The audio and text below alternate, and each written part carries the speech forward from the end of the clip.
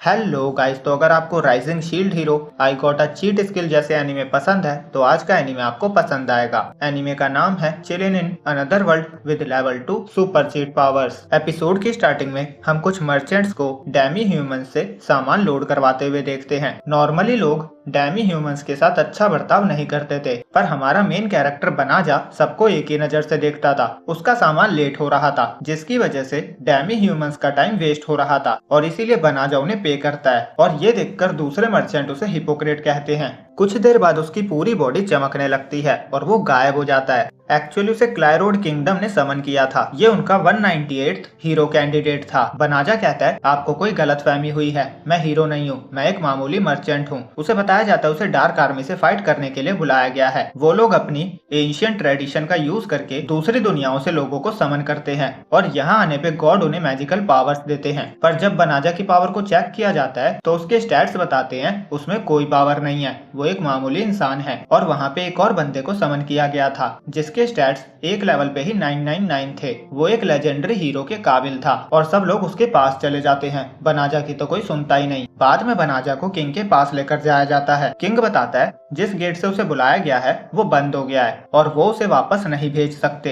इसीलिए वो उसे अपनी कंट्री में रहने देंगे। वो उसे डेलावेसा फॉरेस्ट में भेजता है और उसे लोगों से बात करने की परमिशन नहीं दी जाती और डेमी ह्यूमन को उसे छोड़ने के लिए भेजा जाता है। रास्ते में बनाजा उससे बात करने की ट्राई करता है पर वो डेमी ह्यूमन कहता है मुझे बात करने से मना किया गया है। बनाजा कहता है मैं यहाँ बहुत दूर से आया हूँ, मुझे यहाँ के बारे में कुछ नहीं पता। वो पूछता है तुमने किंग के साथ कॉन्ट्रैक्ट साइन किया है, क्या तुम एक नौकर हो? मैं जहाँ से आया हूँ वहाँ ऐसे कॉन्ट्रैक्ट नॉर्मल होते थे। डेमी ह्यूमन कहता है फिर तो तुम बहुत बुरी जगह से आए हो। वो कहता है भले ही मेरी सैलरी कम हो पर मैं गुलाम नहीं हूँ। वो बताता है इस कंट्री में इंसान और डेमी ह्यूमंस में भेदभाव नहीं किया जाता। फिर बनाजा डेलावेसा फॉरेस्ट के बारे में पूछता है पर वो नहीं बताता।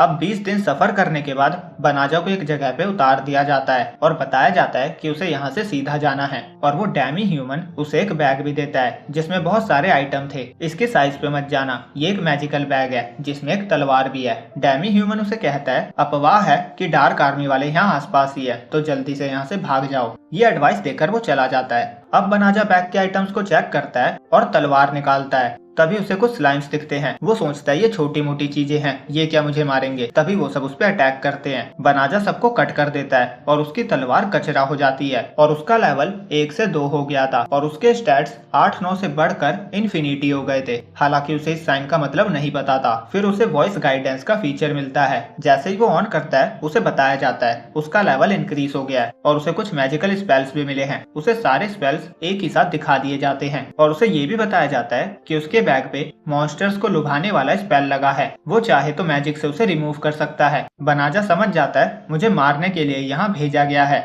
वैसे इस अननोन आवाज को मैं गेम कह के बुलाने वाला हूँ। बनाजा के ऑर्डर करते ही गेम बैग से मैजिक को रिमूव कर देती है। अब बनाजा जंगल में जाता है। उसे वार्निंग मिलती है वहाँ जहरीली गैस फैली हुई है और वो इसे प्यूरिफाई कर सकता है पर इसमें उसका 1/3 मैजिक लग जाएगा। बनाजा हाँ कर देता है और वहाँ बहुत बड़ा धमाका होता है और उसे बताया जाता है उसका लेवल बढ़ गया है। नोटिफिकेशंस आना रुक ही नहीं रहे थे। सीन किंगडम पे जाता है। राजा की बेटी राजा से कह रही थी ये आपने सही नहीं किया, उसे मरने के लिए भेज दिया। तभी वहाँ एक स्लेव आकर कहता है किंगडम में बहुत इंटेंस प्यूरिफिकेशन मैजिक यूज हुआ है। राजा को लगता है उसने जिस हीरो को भेजा था ये काम उसका है, पर वो स्लेव बताता है एक्चुअली ये प्यूरिफिकेशन दूसरी तरफ हुआ है जिस तरफ हमने बनाजा को भेजा था। सीन वापस बनाजा पे आता है। उसका लेवल 367 हो गया था। उसे बिलीव नहीं हो रहा था उसके कुछ किए बिना ही उसका लेवल इतना कैसे बढ़ गया और कंफ्यूजन हटाने के लिए वो नोटिफिकेशन बंद कर देता है। वो अपना मैजिक चेक करवाता है। वो ऑलरेडी फुल हो चुका था जिससे उसे पता चलता है उसकी रिकवरी बहुत फास्ट है। गेम उसे शेप बदलने का मैजिक रिकमेंड करती है।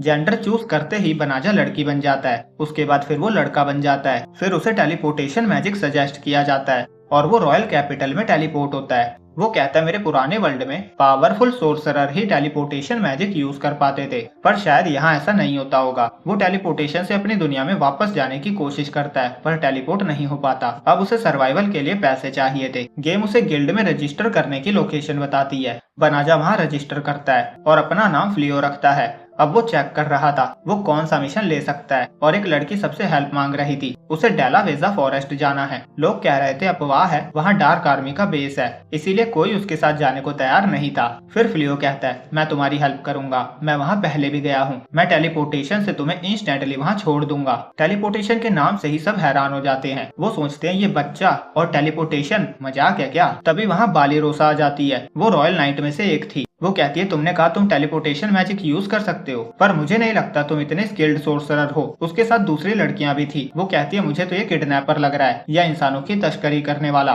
फ्लियो कहता है मैं एक एडवेंचरर हूँ। वो उसे अपने साथ बाहर लेकर जाता है जहाँ कोई उन्हें देख न सके, और सबका शक दूर करने के लिए वो सबको डेलावेजा फॉरेस्ट में टेलीपोर्ट कर देता है। एक लड़की कहती है तुम टेलीपोर्टेशन यूज कर सकते हो, तुम तो ऊंचे क्लास के एडवेंचरर होगे। फ्लियो कहता है नहीं, मैं स्टार्टर हूँ। बालीरोसा उस पर शक करने के लिए माफी मांगती है, और वो लड़की जिसने हेल्प मांगी थी वो कहती है यहाँ जहरीली गैस नहीं है, पर मैं श्योर हूँ यहाँ होनी चाहिए थी। फ्लियो बताने जा रहा था मैंने प्यूरिफिकेशन यूज किया था, पर गेम उसे टोक देती है। वो कहती है किसी डीमन को प्यूरिफिकेशन के बारे में बताना डेंजरस हो सकता है। फ्लियो को समझ नहीं आता इसने डीमन क्यों कहा। तभी बालीरोसा कहती है तुम पीछे ही रहना, और सभी उस छोटी लड़की के खिलाफ हथियार उठा लेते हैं और उसे अपनी ट्रू फॉर्म दिखाने को कहते हैं। फ्लियो पूछता है ये सब क्या है। बालीरोसा बताती है गिल्ड में पोस्टर लगा था कि एक सस्पिशियस छोटी लड़की डेलावेजा फॉरेस्ट आने के लिए लोगों से हेल्प मांग रही है। दूसरी लड़की कहती है इसे डार्क आर्मी के फॉरेस्ट में जाना है, ये तो हमें खुद बता रही है कि ये सस्पिशियस है। और वो छोटी लड़की वुल्फ का फॉर्म ले लेती और कहती है मैं हूँ फेनरियास, फेनग्री की छोटी बहन जो इंफीरियर फोर्स से है,